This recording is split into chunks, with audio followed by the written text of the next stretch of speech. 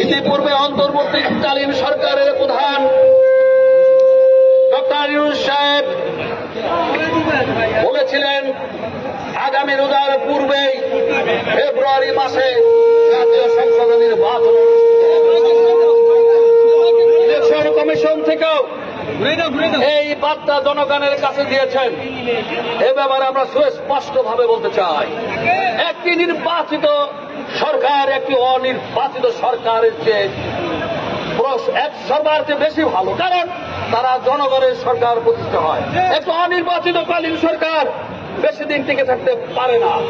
তাই কোন অজুহাতে এই নির্বাচন পিছানো যাবে না। নির্বাচন সুষ্ঠু যে তারিখ ঘোষণা করেছে সেই তারিখে নির্বাচন হতে হবে। এনসিপি, জামাত ইসলাম পিআর পদ্ধতি করছে, বাংলাদেশের জনগণ পিআর পদ্ধতি জানে না।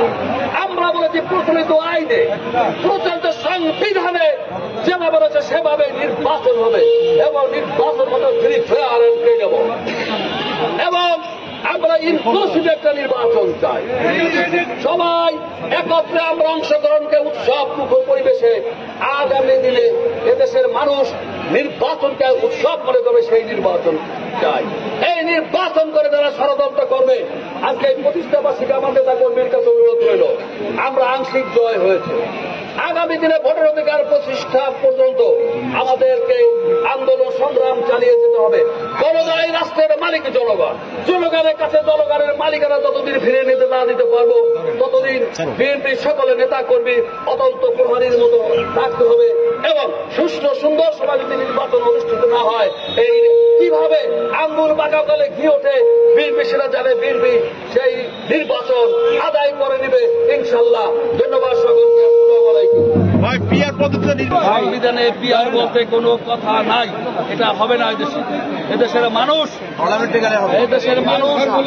পিআর পদ্ধতিতে পৃথিবীর যে দেশে আছে, নেপালে দেখবেন একাধিকবার সরকার পরিবর্তন হয়েছে পিআর পদ্ধতিতে, ইসরায়েলে।